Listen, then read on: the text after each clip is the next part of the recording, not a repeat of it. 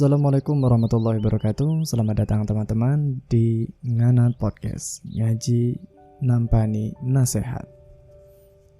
Semoga podcast ini bisa menemani aktivitas teman-teman di setiap harinya dan di segala aktivitasnya.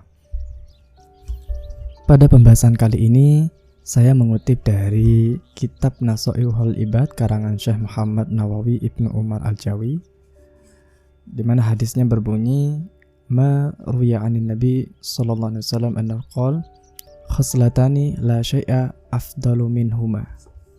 Ada dua hal yang tidak ada satupun yang lebih utama dibandingkan dua ini. Yang pertama adalah al-imanu billah, beriman kepada Allah, wan naf'u lil muslimina, dan memberikan manfaat kepada orang-orang muslim. Dari hadis ini kita paham bahwasanya yang menjadi utama dalam kehidupan kita, di mana tidak ada lain yang bisa menandingi dua ini, yaitu pertama adalah kita beriman kepada Allah Subhanahu wa taala. Iman ini kalau bisa dibilang itu adalah tiket bagi kita untuk masuk surga.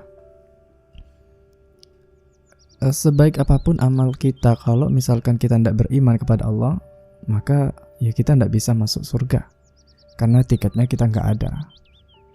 Tapi kalau kita sudah punya tiket, kita sudah beriman kepada Allah, walaupun amal kita kurang baik misalkan, masih ada kemungkinan besar kita bisa masuk langsung ke surga. Walaupun misalkan nanti kita di akhirat ternyata tidak bisa langsung mampir ke surga, tapi karena kita iman, suatu saat nanti pasti kita akan diangkat ke dalam surga, karena kita sudah punya tiket. Hanya saja yang mungkin perlu diperiksa dulu lah gitu, dibersihkan dulu. Nah, oleh sebab itu iman ini menjadi penting untuk kita perhatikan, karena merupakan hal pokok dalam kehidupan kita yang akan menjadi tiket kelak di akhirat ini. Kemudian yang kedua, yang tidak kalah penting di bawahnya adalah wan naf'u lil muslimina, dan memberikan manfaat kepada orang-orang muslim.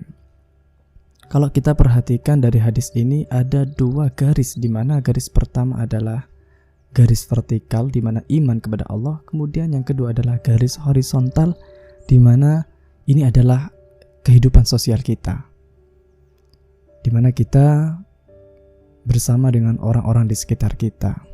Apakah keberadaan kita itu membawa manfaat, atau sebaliknya, malah kita sebenarnya itu membuat suasana hanya menjadi keruh saja. Nah, itu kita yang bisa pahami dan yang kita sadari itu.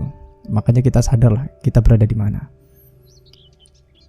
Berbicara tentang memberikan manfaat kepada orang-orang muslim, maka di kitab ini dilanjutkan dengan beberapa tipe. Yang pertama adalah bil maqali, yaitu dengan ucapan-ucapan, dengan perkataan-perkataan. Saya rasa ini sangat penting untuk kita perhatikan di zaman sekarang ini, di mana banyak orang-orang yang kata-katanya kurang baik. Ya mungkinlah karena sesama teman begitu, anggapannya biasa saja. Tapi sebenarnya itu kalau misalkan kita sama-sama mengeluarkan suara, sama-sama dari mulut kita sama-sama capek, kenapa harus mengeluarkan yang kotor, mengeluarkan kata-kata yang tidak baik? Dapat pahala yang enggak, kan begitu? Kenapa kita enggak mengeluarkan yang baik-baik saja? Sama-sama capek gitu, kita dapat pahala, kan begitu? Kalau mungkin lebih jelasnya, kalau dalam bahasa Jawanya itu misuh, kan gitu. Sesama teman kan biasa gitu, bilang ini dan sebagainya. Kenapa harus bilang seperti itu kalau sama-sama capek mengeluarkannya gitu? Maka ini harus difilter, harus berlatih lah gitu ya. Karena memang banyak sekali di sekitar kita, sehingga telinga kita sering mendengar, dan tidak sadar karena kita sering dengar juga terucap hal yang semacam itu gara-gara sering mendengarkan. Kalau tidak percaya teman-teman nih, misalkan ya, setiap harinya itu dengarkan Al-Quran deh, surat Al-Waqiah, surat Yasin lah, surat-surat yang gampang lah gitu. Setiap hari dengarkan saja sudah. Maka ketika teman-teman sedang tidak beraktivitas yang membutuhkan konsentrasi yang penuh seperti nyetir misalnya atau mengendarai sepeda, maka terkadang secara otomatis mulut kita itu mengucapkan ayat-ayat yang sering kita dengar. Nah itu memang sudah otomatis seperti itu. Sama lah seperti misalkan kita sering dengar kata-kata yang tidak baik, maka itu bisa jadi tanpa kita sadari terucap sendiri. Nah seperti itu. Makanya dari teman-teman, mulai dari sekarang kita coba untuk sering mendengarkan kata-kata yang baik, kalimat-kalimat yang baik, yang nanti akan menuntun mulut kita untuk berbicara yang baik-baik juga. Manfaatnya luar biasa sekali kalau seandainya kita memberikan kata-kata yang baik untuk teman-teman kita bisa bahagia, kan begitu. Beda kalau misalkan kita mengeluarkan kata-kata kotor, kata-kata cacian, dan kata-kata yang misuh gitu ya. Mungkin teman kita itu ada sebagian yang tertawa ketika kita mengatakan itu, tapi bagi orang yang menjadi objek misuh kita itu terkadang merasa sakit walaupun itu dibungkus dengan bercanda. Nah ini yang harus diperhatikan. Oleh sebab itu mereka yang menjadi korban ini mau marah itu kan rasanya tidak pantas karena memang dibungkus dalam candaan. Sebenarnya mau marah tapi karena dibungkus kecandaan jadi nggak jadi, kan begitu. Sebenarnya sakit hati. Nah ini yang menjadi dosa yang tidak kita sadari sebenarnya. Oleh sebab itu nasihat kita bersama lah. Mari kita ketika mengeluarkan kata-kata sama-sama capek, kita keluarkan yang baik-baik aja, kan begitu. Kemudian setelah ucapan-ucapan ini atau ucapan-ucapan untuk orang muslim itu dengan au bil jahi atau dengan pangkat. Nah, bagi teman-teman yang saat ini punya jabatan, misalkan di dalam pendidikan itu ada jabatan guru, di atasnya itu kan ada waka kesiswaan, kurikulum dan lain sebagainya, di atasnya lagi ada kepala sekolah dan di atasnya lagi ada pengawas. Maka gunakanlah jabatan ini untuk membantu sesama muslim.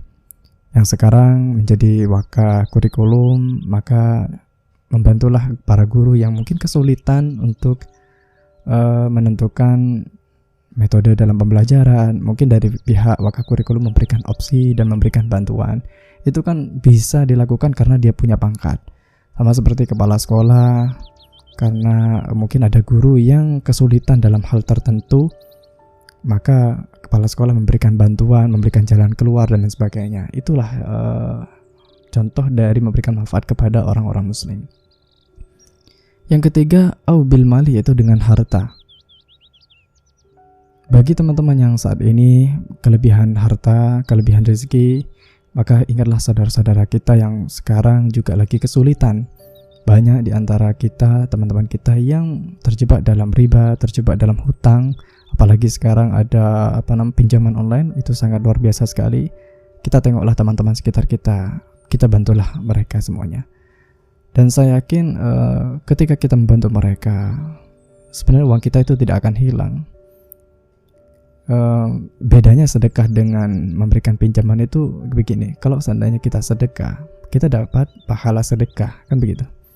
Tapi kalau kita memberikan pinjaman, kita memberikan pinjaman kepada teman kita punya kewajiban untuk membayar.